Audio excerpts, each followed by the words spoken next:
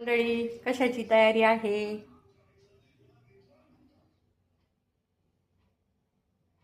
आज आप्पे.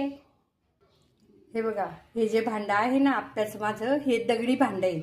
आणि जेव्हा आमची सातारला बदली होती ना, तेव्हा मी ते 10 रुपयाला भांडं घेतलं होतं.